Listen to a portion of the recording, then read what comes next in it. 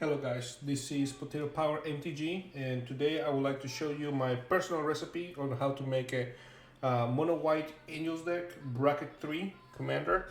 And of course the first thing that we're going to do is we're going to put our commander. That will be Giara, Font of Hope. And then the most basic part of any commander deck, the lands, we're going to put specifically this type of planes. As you can see, on my personal opinion, is the best type of planes to put on a mono white angel deck. The art is just beautiful, and to me it screams angels. So we're gonna put 22 lands, planes. This is just basic lands, super simple. There you go. There's your 22 basic planes, basic island planes. Then some of the things that we can add to this recipe for add some more interaction on the meta base will be Talon Gates of Madara. That will be the most important piece. It can help us defend our commander, interact with an enemy, interact with other cards that we don't want on the battlefield for the moment.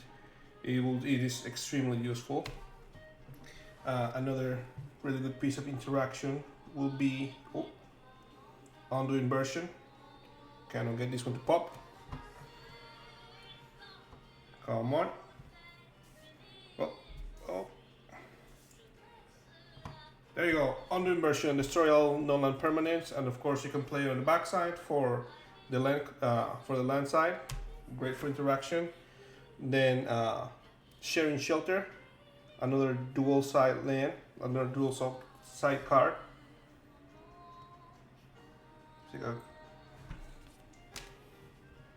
Come on, work, you son of a bitch.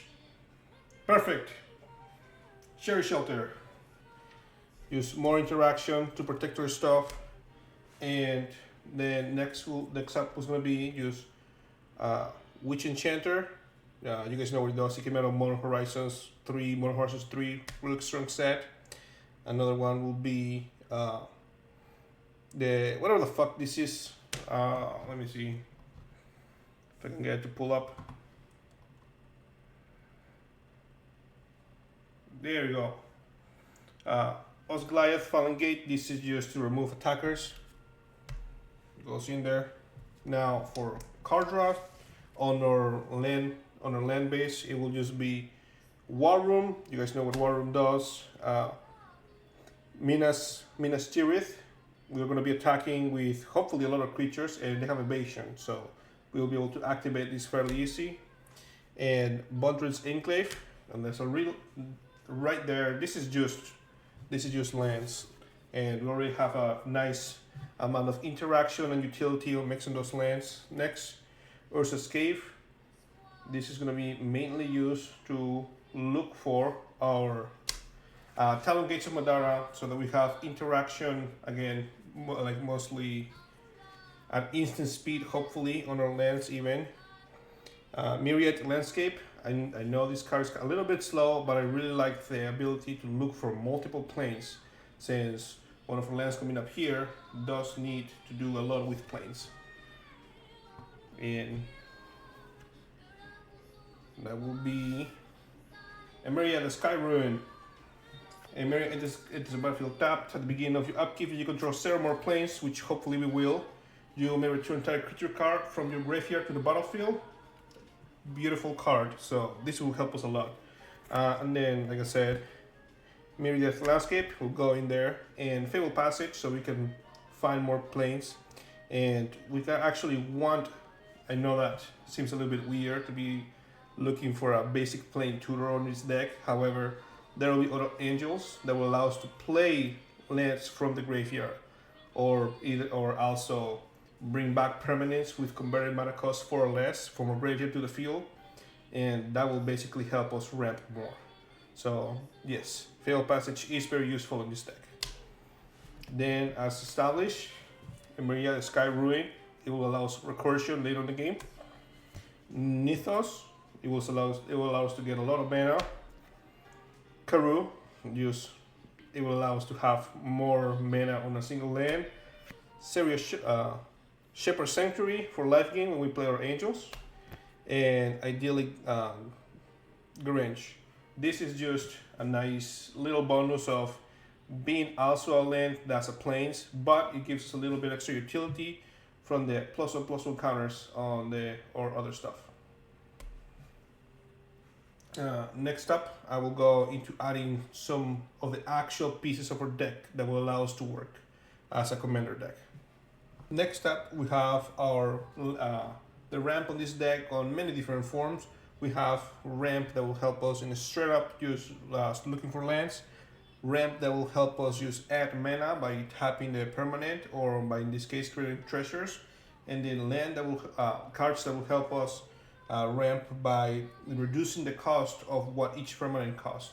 So up top here, we'll first add the Archaeomancer's Map. Archaeomancer's Map, extremely good card on a mono white deck. Then Sword of the Animist, or commander has Vigilance already, so this will be great, especially since she has evasion because she's flying. You'll be able to basically use tutor for every plane, every single combat phase, as long as she's not removed. Wafer's Bubble, we will be able to recast it with an angel that I will show you later once we sacrifice it to tutor for a land. So great way of ramping lands in our field. And last but not least, land tax. Yep, you guys know what land tax do. Amazing card, so yep, goes right in there. Next up, we have all of our cards that will help us tap to create mana. Arcane Signet, Smothering Tithe. This will be one of our game changers. So a little bit of spice going on this recipe, but yeah. So Smothering Tithe will be going in here. Then Soul Ring, Commander Sphere. Again, we'll have angels that once we sacrifice these to draw for a card, we can cast it from our graveyard or return it from our graveyard, tap it for mana, sacrifice it to draw a card. You guys know the deal. And then my favorite one of those will be Throne of Eldraine. Extremely good card. Will tap to allow us to tap to add 4 white, or pay 3 tap and draw 2 cards. Again, extremely good. This doubles as one of our ramp cards and one of our draw cards. And then last in our ramping package, we will have cards that will allow us to make our cards cost less. So Permedallion for white spells cost 1 less to cast. Urza's Incubator, Starnheim Aspirant, and then my favorite is already an angel, and it will be Herald of War. Our commander will make so that this angel comes in with +1/+1 counters on it already, so it will be extremely easy to make our angels have a big discount in their mana cost. Yeah, Herald of War, whenever it attacks, put a +1/+1 counter on it. We won't need to do that. It will already come with +1/+1 counters because of our commander. And then angel spells and human spells you control cost 1 less to cast for each +1/+1 counter on it. Amazing discount for angels later on the late stages of the game. And that will go right in there. Next up, we'll go over the card draw on our deck to make sure that we keep playing the game. We keep sharing our dish with the other commander decks that are on the table.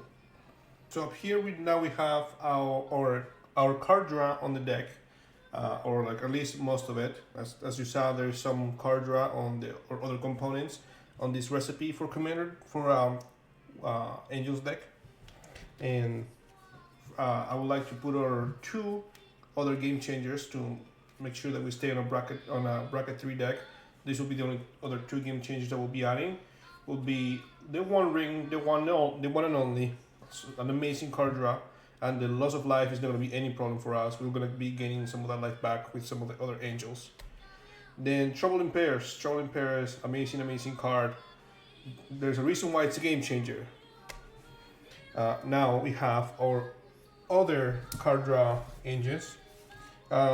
Folk Hero, whenever if our commander is out, we cast an angel, we draw a card. We're going to be casting a lot of angels. It's going to be no problem for us. Endless Atlas. 2 tap, draw a card, activate this ability only if you control 3 or more lands with the same name. Well, we're gonna be controlling multiple planes, as you saw. We have already put a lot of planes on this dish, so we're gonna throw that in there. Conjurer's Mantle. This is loose card draw, or card draw nonetheless. Plus equipped creature. Let me see if I can pull it up right here for you guys. Perfect. Equipped creature gets +1/+1 and has vigilance. Will be good for some of our angels. Equipped creature attacks. Look at the top 6 cards of your library. You may reveal a card that shares a creature type with that creature from among them and put it into your hand. Put the rest at the bottom of your library in any order. Top 6 cards, more than likely you're gonna hit an angel, and of course you want to equip this to an angel, and then it will have vigilance, flying. It will already have the evasion equipped to it to make sure that it survives combat. And then Archivist of Ogma, or as I like to call him, Armless Child. We'll be casting these at flash speed to make sure that we're drawing cards whenever our opponent is searching their library and getting us 1 life, which sometimes will be relevant. Like in the case of some of these cards right here. For this recipe, we have every single angel on Magic the Gathering that's legal to play on Commander that has the word draw a card on it. So it's only 7. It's not that much, but we're gonna make do with what we got. So first up will be the thing that will work with Archivist of Ogma, and that will be Exemplar of Light. Came out in Foundations, an amazing angel. I'm gonna grab that. Amazing angel. Whenever you gain life, put a +1/+1 counter on this creature. When you put a +1/+1, whenever 1 or more +1/+1 counters are put on this creature, draw a card. This ability triggers only once each turn. If you have your commander Giada out already, when you're picking up with this card, you cast it, enters, it will come on with a +1/+1 counter. And if you get, because Giada is out, and Giada is another angel, putting a counter on this, drawing your card, boom, it already replaces itself. Angelic Sellsword. So it's a little bit more, it requires a little bit more stuff to make it work, but it's still fairly good. Whenever this creature or another non-token creature enters the battlefield under your control, create a 1/1 red mercenary creature token with target creature you control gets +1/+0 until end of turn. Activate only a sorcery. Now this will only draw your cards if when it attacks its power is 6 or greater.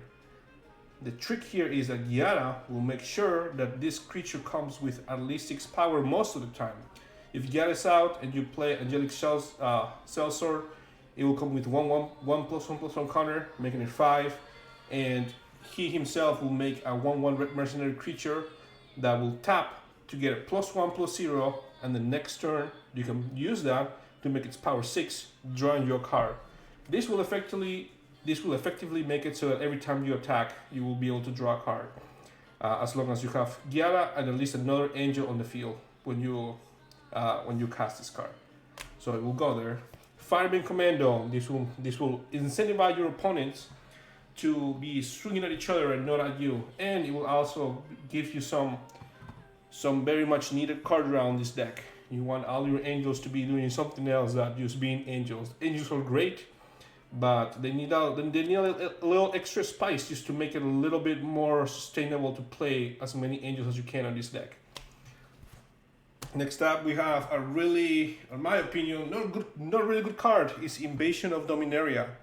The only reason why we're gonna play this at all is because it's one of the 7 angels on Magic the Gathering mono white that can allow us to draw cards. So we enter the battlefield, you gain 4 life and draw a card. Once you have defeated this battle, you're gonna be able to cast the backside of this, which will be a 4/4 flying vigilance angel.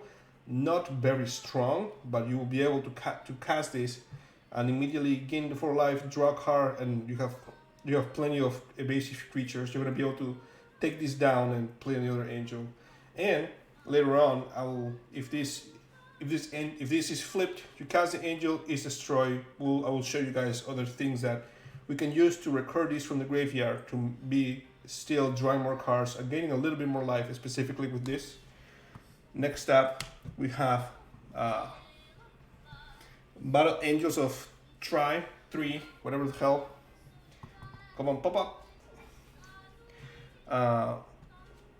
Flat is a 4 cost angel, 2 colorless, 2 white, 4/4 flying myriad.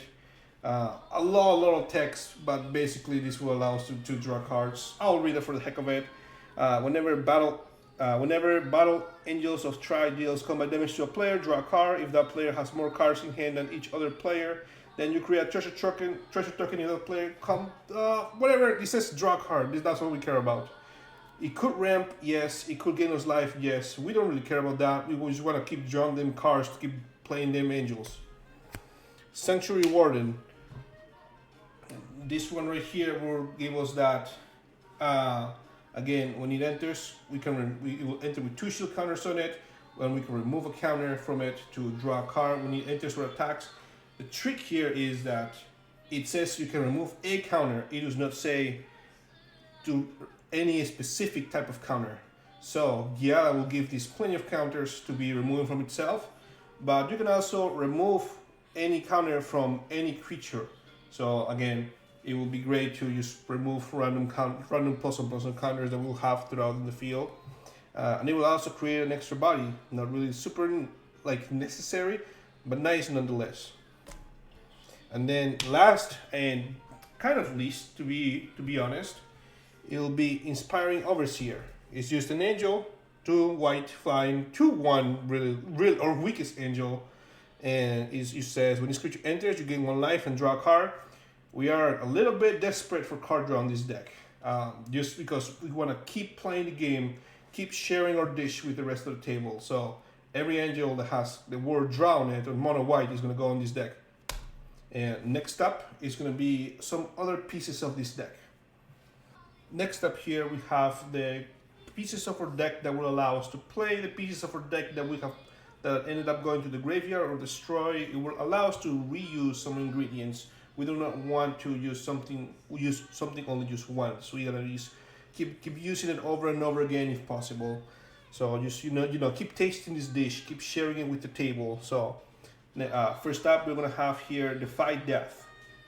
Yes, there is more effective recursion pieces on mono white. However, this specifically has the word angel on it, and it will put 2+1/+1 counters on it. It will be relevant in some cases, so we want to defy death. We're gonna keep bringing them angels back. Keep using them on the field. Next up, we're gonna have Emeria Shepherd. This is one of the cards that does care about those planes that we're gonna be playing, and hopefully we're not gonna be running out of playing them. It just whenever land enters the battlefield under your control, you may return target non-land permanent card from your graveyard to your hand. If that land is a plains, you may return that non-land permanent card to the battlefield instead. Amazing recursion piece. Chef Kiss, like one of my favorite angels on this deck. So we'll definitely be going on this dish. Next up, it will be Sarah Paragon. This is one of them. This is one of those angels that will allow us to play lands from our graveyard, like that Fabled Passage that we played earlier. That other land that I can't remember the name of, that search for 2 planes and it's a battlefield tapped. Like that Ursa's Cave to allow us to search for another key components to our land-based utility.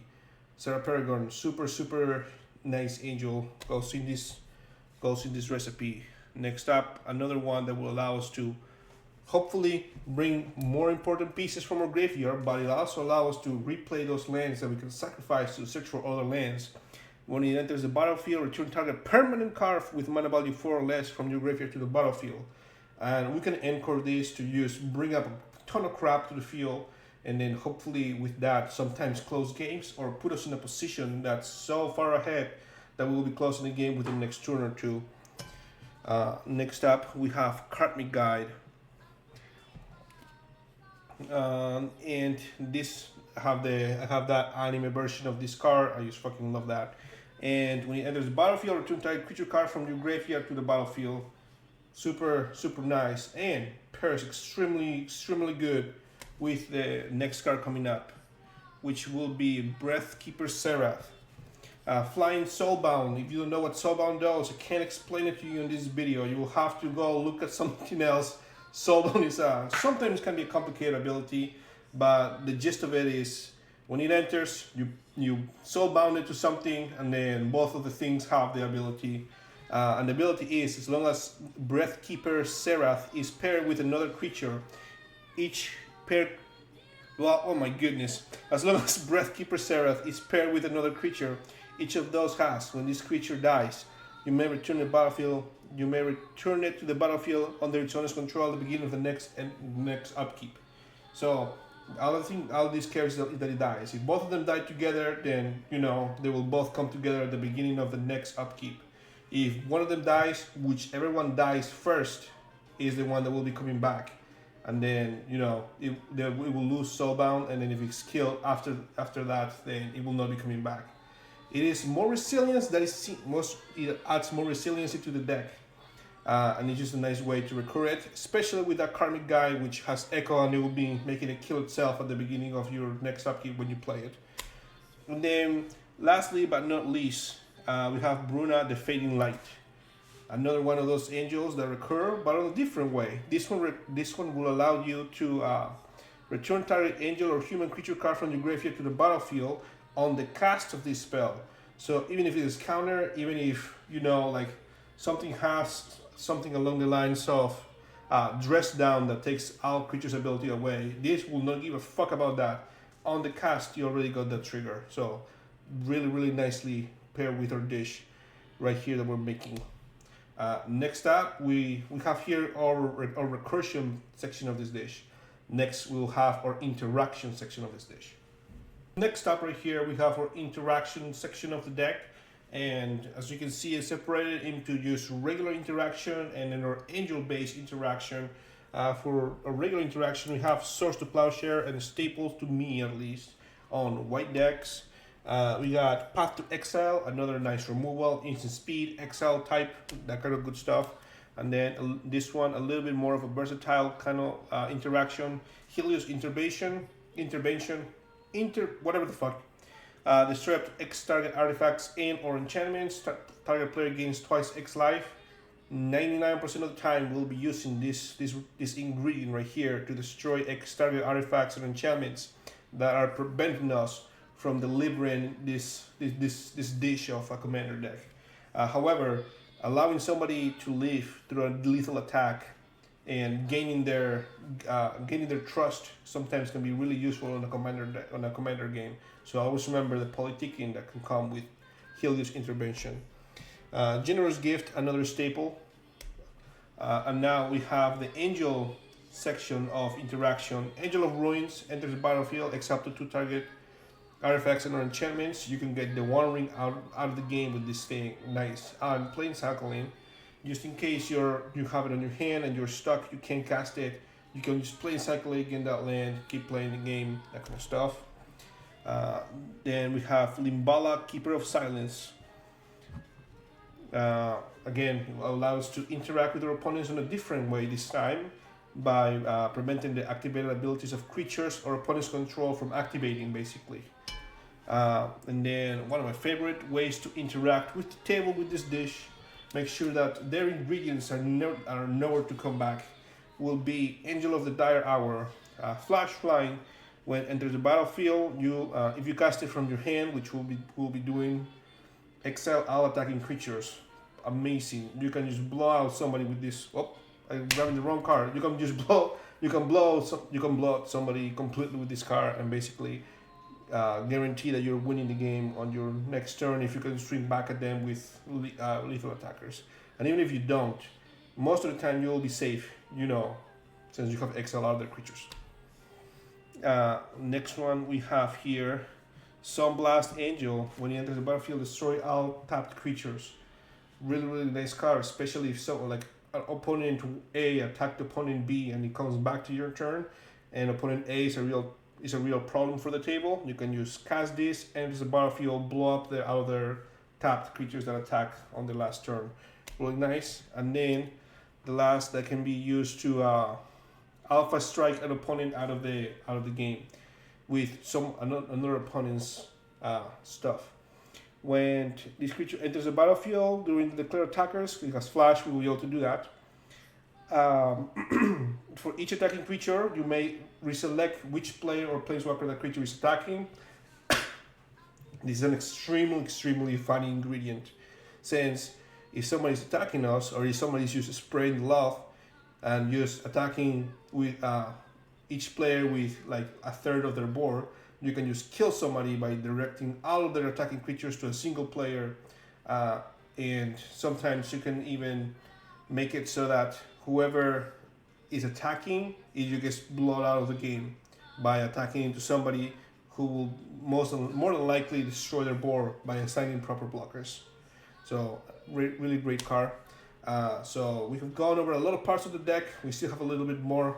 Next up, it will be the protection of this deck, to make sure that our angels or ingredients are nice and safe, so that we can keep sharing this dish with the rest of the table. Next up here, we have the protection base of this dish. We want to play our deck and like share with the table, but we want to draw more cards. We want to interact with our opponents, but we also want to protect our stuff. We can recur it, yes, but just as important is to protect it, to make it remain on the table so it can be, keep doing its thing. And first up, we have Flawless Maneuver, free way to protect our board, at least creature base, when our commander is. As long as you control a commander, you may cast this spell without paying its mana cost. Creatures you control gain indestructible at the end of the turn. Free protection right there. Another free protection spell will be Clever Concealment. Clever Concealment has Convoke, which allows you to tap creatures to pay for these spells casting cost, and any number of target non-land permanents you control face out. It will allow you to protect your entire board, except lands, but it will allow you to protect all of your creatures, enchantments, artifacts, and that kind of stuff. Next up in the protection section of this deck, we have Andelcia No Fear. You got these angels, the Emperor of the Mankind said it best. They are the bulwark against the terror. They are the defenders of humanity. They are my space marines, in this case my angels. And they'll share no fear. Creatures you choose a creature type, angels. Creatures you control of the chosen type get +1/+0 and gain indestructible entity end of turn. I love this card for flavor purposes. You can probably replace this with another way of protecting your board that will be more effective, but I love this card just because I love Warhammer. And then lastly, on the protection that is at least board wide on this section, will be Flare of Fortitude. You may sacrifice a non-token white creature rather than pay the spell's mana cost. We do not really want to sacrifice angels, but we are willing to sacrifice one in order to protect our entire board. It also makes it so that your life total can't change, and permanents you control get hexproof and indestructible. Not as good as Facing Out, but still really good. Next up in our interaction, we have another way of protecting our board that will be, or I think, strongest one that's not free. The first protection. Until end of turn, your life total can't change, and you gain protection from everything. All permanents you control face out, except the first protection. Protection from everything. Just like, it's an amazing card. Also, I love this. I love this art. Look at this. Look at this shit right here. Boom, beautiful. Another way of protecting our board will be Together Forever. I found this so funny. There's an angel on this art, and it works so well with our deck. When Together Forever enters the battlefield, support 2, +1/+1 counter, and up to each of 2 target creatures. Little secret here: one of our 2 target creatures is more than definitely going to be your commander, since we want to use this ability on our commander if there's going to be a board wipe. Choose target creature with a counter on it. It can be any of our angels, since our commander is going to allow us to put counters on our angels.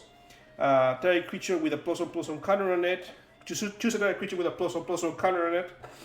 When that creature dies this turn, return the card to its owner's hand. If somebody's wiping us, if somebody's destroying the board, we will make sure, or like if we attacked and they flashed in the defender or anything like that, it will allow us to get our angels back when they die. So it will be a great way of kind of protecting our board, since once they die, they will just come back. It might work. It might be on recursion better, but I like thinking about this as protection, since you have to be very deliberate on using this. And then another one of our protection cards would be ephemerate. I like to think this is protection. However, we have plenty of angels here that will do something when they enter the battlefield. So we want to flicker them sometimes. Ephemerate. Exile target creature you control, then return it to the battlefield under its owner's control, and it has rebound. Rebound. If you cast a spell from your hand, exile it as it resolves. At the beginning of your next upkeep, you may cast the card from exile without paying its mana cost. The way this works, you cast it, you target the creature you want to exile as yours. It will be exiled and then return to the battlefield, and then this will also go to exile. At the beginning of your next upkeep, you can cast this again, do the same thing. This will not be casting from your hand, so this on the second cast of this card, it will go on your graveyard. Right now, it's going to go on our dish. The card that pairs really well with that is going to be Serra Emissary. Well, there's a lot of angels that will pair greatly with that, but right now we want to talk about protection. We will do Serra's Emissary. As it enters the battlefield, choose a card type. You and creatures you control have protection from the chosen card type. 90% of the time, I have found myself using this to protect my creatures and myself from creatures. You can name creatures as your card type, and then you have protection from creatures, and your creatures have protection from creatures, which will basically make them the perfect blocker against any kind of board state, and it will also allow them to hit your opponents in the face. Besides flying, they have protection from other creatures. Amazing. This ends games right here. This will end your session of sharing your recipes with your friends. Another angel that will allow us to protect other angels is Seraph Skyblade. The thing that we care about here is that other creatures you control with flying have indestructible. Board wipe goes off, and you have a board full of angels, and this will be the only thing that dies. The rest of your board will stay intact, basically. So we'll keep it there to protect our dish, to protect our recipe from being completely blown out. Avatar Valkyrie. This is not as much as recursion as is protection, to me at least, because this needs to remain on the field, come back around to lose summon sickness, to then be able to be tapped. And then when you tap it, a creature other than this creature dies this turn, return to the battlefield under your control. This is if somebody tries to interact with your board in some way, you stop this, make sure that when it dies, it comes back. And lastly, on our protection package, to make sure that we're protecting this dish from other brews that our opponents have made, will be Adversary and the Guardian Angel. You can pay 1 colorless, 1 white, prevent all damage that will be dealt to another creature this turn by sources of the colors of your choice. Most of the time, this will make it so that a creature just doesn't take damage at all. And then for 7, it's a lot, I know, but on the late game, this can save you. 5 colorless, 2 white, prevent all damage that will be dealt to target player this turn by sources of the color of your choice. You're gonna target yourself with this thing, and then you're gonna make sure that you have protection from the colors of your choice. Most of the time, that means that you will survive that round. You're gonna be able to survive, to keep playing your ingredients, play the game, share with other opponents, and then hopefully you win. I really like that card. Nice. Next up, I'm going to show you the other bits and pieces that didn't really fit on other categories of this deck.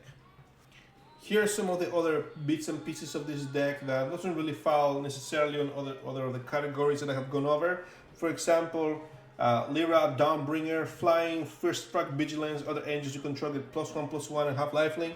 This will allow you to stay nice and healthy, to allow you to keep playing the game, and other angels having lifelink will definitely help you do that. The next one up is going to be Archangel of Thune. This ingredient goes amazing with Lyra, Dawnbringer. Flying, whenever you gain life, put a +1/+1 counter on each creature you control. Each attack that has lifelink is an instance of life gain. So if you attack with 5 angels, all 5 of them will get +1/+1 counters on each one of them. So you do the math. That's a lot of power right there just on counters. So really nice card. It will go in our deck. Speaking about life game, this one right here, Righteous Valkyrie. Whenever another creature or cleric, whenever another angel or cleric enters the battlefield under your control, you get life equal to that creature's toughness, as long as you control at least 7 or more than your starting life total. Creatures you control get +2/+2. This right here, bottom text, the +2/+2 equal. This is basically flavor text. We do not care about that. We will be able to turn that on most of the time, but the thing that we really care about is that text of gain life equal to that creature's toughness. So, just so you know, little secret with this ingredient right here will be that Giara will be putting +1/+1 counters on your angels, and it will be modifying their toughness when they come in. So let's say you put a 2/2 angel that it gets 3 +1/+1 counters. The life you will be gaining is 5, because you can count those +1/+1 counters that it enters with as the creature's toughness, since it is a 2/2, but it would be enter and be seen with this as a 5/5. So just keep that in mind with this. It pairs up really well with Giara, and it will allow us to remain healthy throughout the game. One of the things that will help us to use remain on the game, though, it will be Herald of Eternal Dawn. This ingredient can be a little bit spicy, a little bit salty sometimes, but that's okay, because it's 7 cost and we're normally going to be hard casting this thing in the field. Flash flying, you can't lose the game and your opponents can't win the game. Holy fuck, do I love that text. The difference between this and Platinum Angel, which is not on this deck because it's hot garbage, is that this has flash and it's a white permanent. It might not seem like it matters, but to me it matters a lot.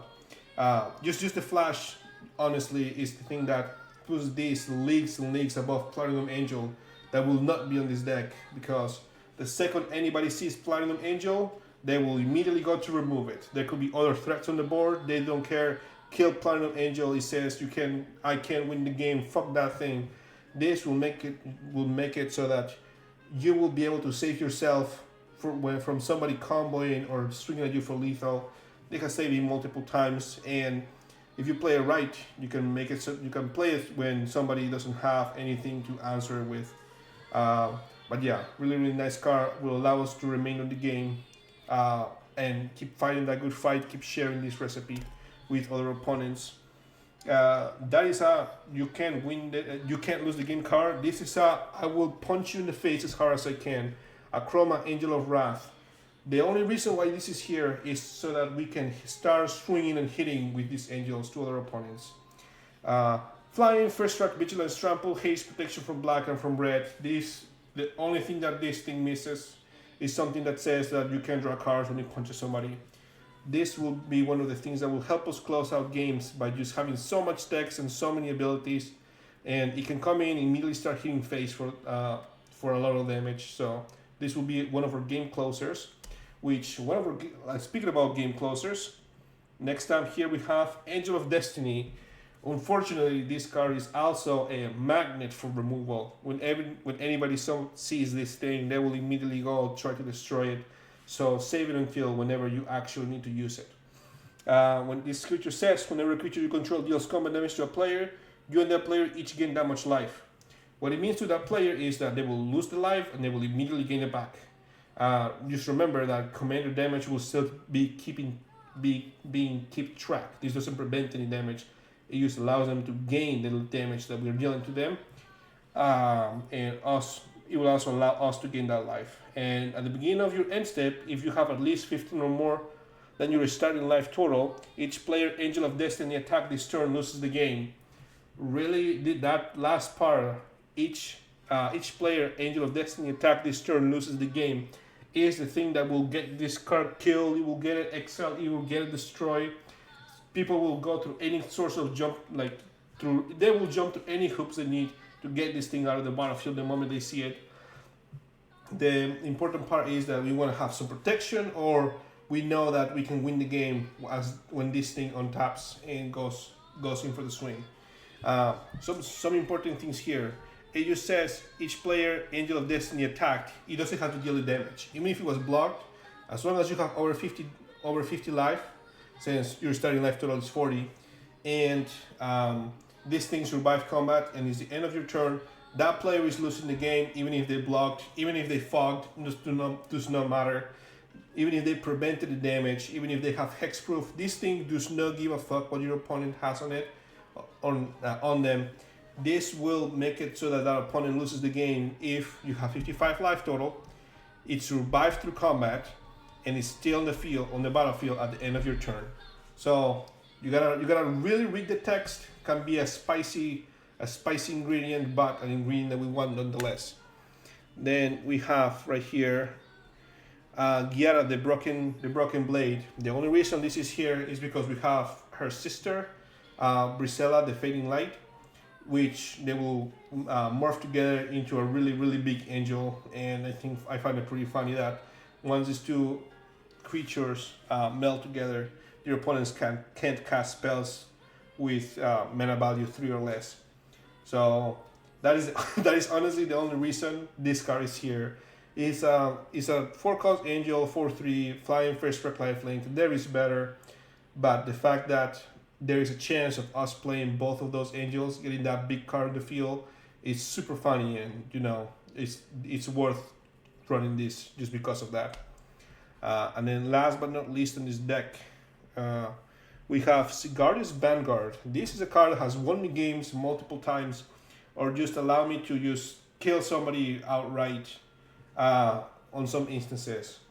Is 5-cost angel for a 3/3, super fucking bad. However, flash flying, when it enters the battlefield or attacks, choose any number of target creatures with different powers.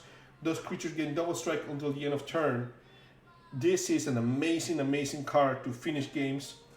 And if you want to be a little bit funny with it, you can do any creature. It doesn't have to be your creatures.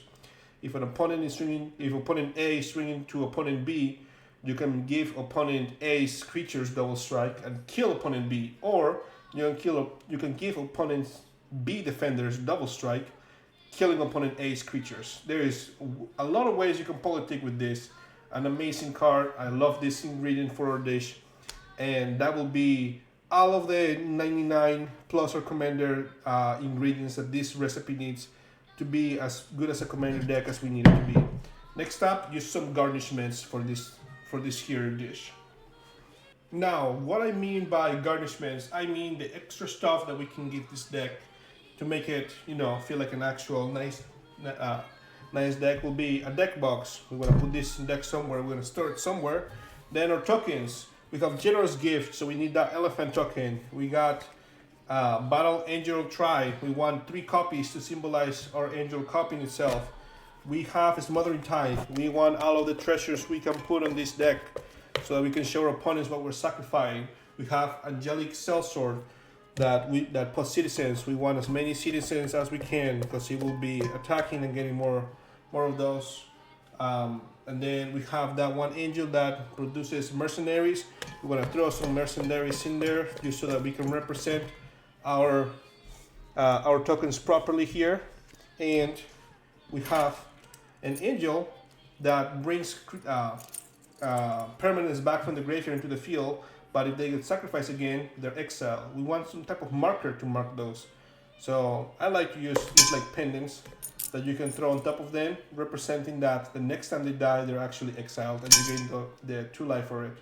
So some of those, you want your life tracker. I like using this one for this deck. And then since our commander is Giara and she's gonna be putting +1/+1 counters on it, we're gonna throw a lot of fucking dice in this thing. And then, the dice box they might as well. And then last but not least, we're gonna put a single golden potato on this thing.